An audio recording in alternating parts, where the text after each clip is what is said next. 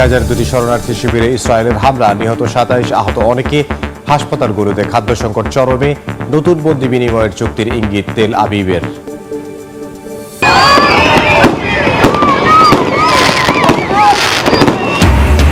আসাদের পতন উদযাপনে সিরিয়ার ঐতিহাসিক উমাইদা স্কোয়ারে জনতার ঢল। ভয়াবহতা ভুলে শান্তি ফেরার প্রত্যাশা।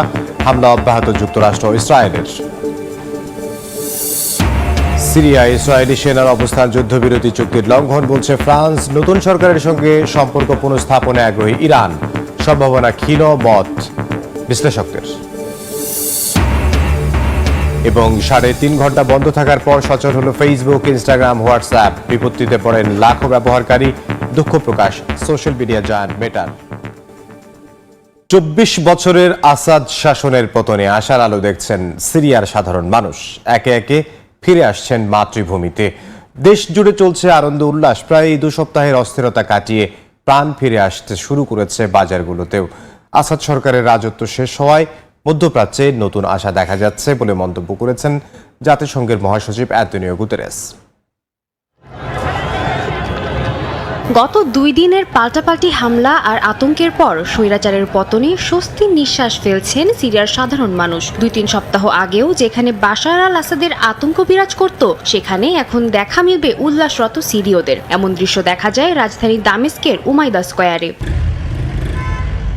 শত শত যানবাহনে সিরিয়ার সীমান্তে ভিড় জমাচ্ছেন বিভিন্ন দেশে বসবাসরত সিরীয় উদ্বাস্তুরাও। ১৪ বছরের গৃহযুদ্ধে প্রাণ বাঁচাতে লেবানন, তুরস্কের মতো বিভিন্ন দেশে আশ্রয় নেন তারা। স্বৈরাচারের পতনে নিরাপদে দেশে ফেরার তোড়জোড় করছেন তারা। বুধবার লেবানন ও সিরিয়ার মধ্যবর্তী মাসনা ক্রসিং পয়েন্টে দেশ ফেরত হাজারো মানুষের ভিড় দেখা যায়। একই দৃশ্য দেখা যায় তুরস্ক ও সিরিয়ার মধ্যবর্তী সীমান্তেও। দেশের নবজন্মে আশাবাদী সিরিয়ায় বসবাসরত নাগরিকরাও। এত বছরের নির্বিচার হত্যা ও অত্যাচারের পর স্বাধীনভাবে নিঃশ্বাস নিতে পেরে আনন্দ প্রকাশ করছেন তারা। ব্যক্তিগত মতাদর্শ এবং বিশ্বাসের জেরে এই দেশ অনেক রক্তপাত দেখেছে। আমরা এখন শান্তি চাই। আশা করছি নতুন প্রশাসন ধর্মের সঙ্গে দেশ ও রাজনীতিকে জড়িয়ে ফেলবে না। ধর্মের নামে কাউকে কোণঠাসা করা হবে না। সরকার পতনের পর ব্যবসা বেড়েছে বলে জানান সিরিয়ার ব্যবসায়ীরা। বাজারগুলোতেও উল্লেখযোগ্য হারে ভিড় দেখা যাচ্ছে। সরকারের নানা বিধিনিষেধের জন্য এতদিন স্বাধীনভাবে ব্যবসা করা সম্ভব ছিল না বলে জানান ব্যবসায়ীরা। আসাদ সরকারের পতনে ইতিবাচক মনোভাব ব্যক্ত করেছেন জাতিসংঘের মহাসচিব আন্তোনিও গুতেরেস। বলেন, বাশার আল আসাদের পতনে মধ্যপ্রাচ্যে আশার আলো দেখা যাচ্ছে। এমনকি ক্ষমতার রদবদলের এই সময় যাতে সুন্দরভাবে কাটে, এজন্য বিশ্ববাসীকে এগিয়ে আসারও আহ্বান জানান তিনি। এ অবস্থায় জাতিসংঘ সিরিয়ার অন্তর্বর্তীকালীন সরকারের পাশে দাঁড়াবে বলেও প্রতিশ্রুতি দেন তিনি। স্বৈরাচারের পতন ঘটলেও আতঙ্ক পুরোপুরি কাটেনি সিরিয়ায়। একযোগে হামলা চালিয়েছে ইসরায়েল ও যুক্তরাষ্ট্র। বাফার জোনে ইসরায়েলি সেনাদের অবস্থানকে যুদ্ধবিরতি চুক্তির লঙ্ঘন বলছে ফ্রান্স। আর যুক্তরাষ্ট্র বলছে সিরিয়ায় আইএসের উত্থান ঠেকাতে কড়া নজর রাখা হচ্ছে।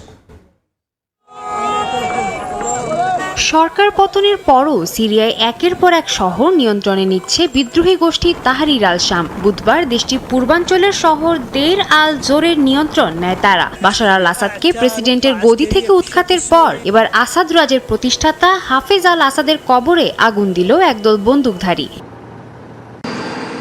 এরই মধ্যে দেশটির জাতীয় আন্তর্জাতিক বিমানবন্দরের দায়িত্ব নিয়েছে অন্তর্বর্তী সরকার। পালিয়ে যাওয়ার সময় বিমানবন্দর খালি করে যাত্রীদের বিপাকে ফেলে আসাদ সরকার। দ্রুত বিমানবন্দরের কার্যক্রম শুরুর চেষ্টা চালাচ্ছে বর্তমান প্রশাসন। তবে সরকার পরিবর্তনের এই সময়েও যুদ্ধবিধ্বস্ত দেশটিতে হামলা চালিয়ে যাচ্ছে ইসরায়েল এবং যুক্তরাষ্ট্র। এতে ক্ষতিগ্রস্ত হয়েছে বিভিন্ন সামরিক স্থাপনা, বন্দর এবং গবেষণা কেন্দ্র। এমনকি যুদ্ধবিরতি স্বাক্ষরের পরও সিরিয়ার সীমান্তে ইসরায়েলি সেনারা প্রবেশ করছে বলে তথ্য মিলেছে। রোববার থেকেই দখলকৃত গোলান মালভূমি এবং ইসরায়েল সিরিয়ার বাফার জোনে অবস্থান করছে তারা।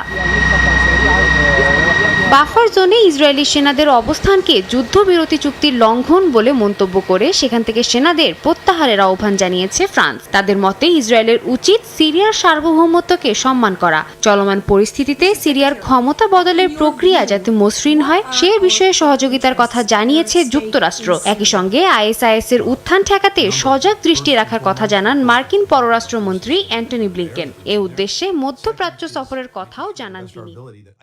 সিরিয়ায় আসাদ সরকার পতনে সরাসরি যুক্তরাষ্ট্র ও ইসরায়েলকে দায়ী করেছে ইরানের সর্বোচ্চ ধর্মীয় নেতা আয়াতুল্লাহ আলী খামেনি। আঙুল তুলেছেন তুরস্কের দিকেও সিরিয়ার নতুন নেতৃত্বের সঙ্গে সম্পর্ক পুনঃস্থাপনে আগ্রহী হলেও ইসরায়েলকে নিয়ে গোষ্ঠীটি কি ভাবছে তার উপর সম্পর্কের ভবিষ্যৎ নির্ভর করছে বলে জানান তিনি। তবে ইরানের সঙ্গে সিরিয়ার গোষ্ঠীটির সম্পর্ক স্থাপনের সম্ভাবনা ক্ষীণ বলছেন বিশ্লেষকরা। সিরিয়ায় বাশার আল আসাদ সরকারের পতনের জন্য বরাবরই যুক্তরাষ্ট্র ও ইসরায়েলকে দায়ী করে এসেছে ইরান। এবার দেশটির সর্বোচ্চ ধর্মীয় নেতা আয়াতুল্লাহ আলী খামেনির বক্তব্যেও একই প্রতিক্রিয়া দেখা গেল। আসাদ সরকারের পতনের পর বুধবার প্রথম জনসমক্ষে কথা বলেন এই নেতা। সিরিয়ায় ঘটে যাওয়া ঘটনাগুলোকে যুক্তরাষ্ট্র ও ইহুদিবাদ রাষ্ট্রের পরিকল্পনার ফল বলেও মন্তব্য করেন তিনি। একই সঙ্গে প্রতিবেশী দেশ তুরস্কের দিকেও অভিযোগের আঙুল তুলেছেন এই নেতা। সিরিয়ায় যা ঘটেছে তা মার্কিন ইহুদিবাদী রাষ্ট্রের যৌথ পরিকল্পনার ফল, এতে কোনো সন্দেহ নেই।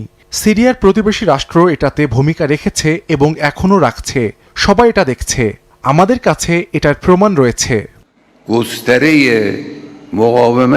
সিরিয়ার সঙ্গে ইরাক, ইসরায়েল, জর্ডান, লেবানন এবং তুরস্কের সীমান্ত সংযোগ রয়েছে। প্রতিবেশী এই দেশগুলোর মধ্যে তুরস্ক দীর্ঘদিন ধরে বিদ্রোহী গোষ্ঠীকে সমর্থন দিয়ে আসছে।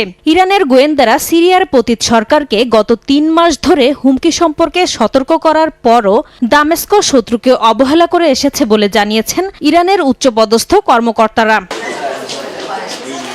দীর্ঘদিনের মিত্র বাশার আল আসাদ সরকারের পতনের পর তেহরান দামেস্ক সম্পর্ক কেমন হবে তা নিয়েও চলছে নানা আলোচনা। যদিও সিরিয়ার সঙ্গে সম্পর্ক এগিয়ে নিতে আগ্রহ প্রকাশ করেছে ইরান। সেক্ষেত্রে সিরিয়ার বিরোধী দলগুলো ইসরায়েলকে নিয়ে কি ভাবছে তার উপর সম্পর্কের ভবিষ্যৎ নির্ভর করবে বলেও জানিয়েছে দেশটি। চলমান এই রাজনৈতিক সংকটকে মধ্যপ্রাচ্যে স্থিতিশীলতার জন্য বড় ধরনের হুমকি বলেও মনে করছে ইরান। আমরা সিরিয়ার নতুন নেতৃত্ব ও তাদের কার্যকলাপকে গভীরভাবে পর্যবেক্ষণ করছি। বিশেষ করে ইহুদিবাদী রাষ্ট্রের সঙ্গে দেশটির সম্পর্কের ব্যাপ্তি কেমন হতে চলেছে তা জানাটা জরুরি। অন্যান্য দেশের মতো আমরাও সিরিয়ার সঙ্গে সংলাপ চালিয়ে যাচ্ছি। বিশ্লেষকরা বলছেন, বিদ্রোহী গোষ্ঠী তাহরির আল শাম ইরান বা রাশিয়ার সেনাদের সবসময়ই সিরিয়া থেকে বিতাড়িত করতে চেয়েছেন।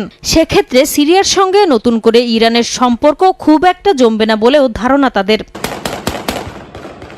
2011 সালে সিরিয়ায় গৃহযুদ্ধ শুরুর পর থেকে আসাদ সরকারকে সমর্থন দিয়ে আসছে ইরান। আসাদকে ক্ষমতায় টিকিয়ে রাখতে দামেস্কে সেনা মোতায়েন, অস্ত্র ও সামরিক পরামর্শও দিয়ে আসছে দেশটি। তবে বিদ্রোহী গোষ্ঠী তাহরির আল শামের মাত্র 12 দিনের প্রতিরোধে দীর্ঘদিনের শাসন থেকে দেশ ছেড়ে পালাতে বাধ্য হয় বাশার আল। সিরিয়ার কুখ্যাত সিদনায়া কারাগার থেকে মুক্তি পেয়েছে বহু বন্দী। বছরের পর বছর ধরে সেখানে আটকা ছিলেন তারা। নিখোঁজ প্রিয় মানুষটির খোঁজে কারাগারটির সামনে অবস্থান নিয়ে আছেন অনেক সিরীয়। এমনকি লেবানন থেকেও অনেকে ভিড় করছেন প্রিয় মানুষকে একবার দেখার আশায়। ছেলের ছবি দেখে অনবরত কাঁদছেন মা। দীর্ঘ 12 বছর ধরে দেখা হয় না তাদের, তবু ছেলেকে কাছে পেতে হাল ছাড়েননি সিরিয়ার হাকাসা শহরের এই অসহায় মা। বাশার আল আসাদের পতনের পর সেদনায়া কারাগারে থাকা শত শত বন্দির ছবি প্রকাশ করা হয় আন্তর্জাতিক গণমাধ্যমে, যাদের ভেতরে আছে তারফা দাউদের ছেলে বাসিলের ছবিও। ছেলের সঙ্গে সেদনায়া কারাগারে গিয়ে দেখা করার জন্য অনেক টাকাও খরচ করেছেন তিনি। তবে 2016 সালের পর থেকে এখন পর্যন্ত কোনো খোঁজ মেলেনি ছেলের। আজ পর্যন্ত আমরা তার সম্পর্কে কিছুই জানি না। 2015 সালে একজন বিদেশি সাংবাদিক সেদনায়ার বন্দীদের ছবি তুলেছিলেন। সেখান থেকে আমরা জানতে পারি যে আমাদের ছেলেরা সেদনায়া কারাগারে আছে। এদিকে 32 বছর পর নিজ ছেলের সঙ্গে দেখা হলো এক বাবার। বাশারের পতনের পর যেন তার বাড়ি ফেরার স্বপ্ন সত্যি হলো। লেবাননে নিজ বাড়িতে ফিরে গেলেন সোহেল হামুই নামের এক ব্যক্তি। 1992 সালের ঈদের দিন তাকে কিছু মানুষ আটক করে নিয়ে যায়। এরপর নিখোঁজ ছিলেন বহু বছর। পরিবারের কাছে আবার ফেরত যেতে পারবেন সে আশায় ছেড়ে দিয়েছিলেন তিনি। এটি একটি অবিশ্বাস্য ব্যাপার যে আমি ছাড়া পেয়েছি। এটি চমৎকার একটি বিষয়, কারণ এই স্বপ্ন বাস্তবে রূপান্তরিত হওয়া প্রায় অসম্ভব ছিল। 8ই ডিসেম্বরের আগে স্বপ্ন দেখাও নিষিদ্ধ ছিল। সিরিয়ায় নিখোঁজদের জন্য এখনো দিকবিদিক ছুটছেন হাজারো মানুষ। নিজ পরিবারের মানুষের এক পলক দেখা পেতে তাদের আকুতি যেন থামার নয়। ইসরায়েলি হামলায় প্রাণ গেল আরও 19 ফিলিস্তিনির। দর্শক, ফিলিস্তিনের গাজা উপত্যকায় বর্বর হামলা চালিয়েছে দখলদার ইসরায়েল। দেশটির বর্বর হামলায় আরও ১৯ ফিলিস্তিনি নিহত হয়েছে। প্রতিবেদনে বলা হয়েছে, গাজা উপত্যকায় ইসরায়েলি চলমান হামলায় কমপক্ষে ১৯ জন ফিলিস্তিনি নিহত হয়েছে। এছাড়া ইসরায়েলি বোমায় আহত হয়েছে ৬৯ জন। এ নিয়ে গত বছরের অক্টোবর থেকে শুরু হওয়া হামলায় মৃতের মোট সংখ্যা বেড়ে দাঁড়িয়েছে ৪৪,৮০৫ জনে। এদিকে ইসরায়েলি আগ্রাসনে ২০ লাখের বেশি বাসিন্দা তাদের ঘরবাড়ি ছাড়তে বাধ্য হয়েছে। ইসরায়েলি নির্বাচার হামলা গাজাকে ধ্বংসস্তূপে পরিণত হয়েছে। জাতিসংঘের মতে, ইসরায়েলি আক্রমণের কারণে গাজায় প্রায় ৮০% ফিলিস্তিনি বাস্তুচ্যুত হয়েছে। খাদ্য, বিশুদ্ধ পানি ও ওষুধের তীব্র সংকটে গাজাবাসী মানবতার জীবন বাঁচাচ্ছে।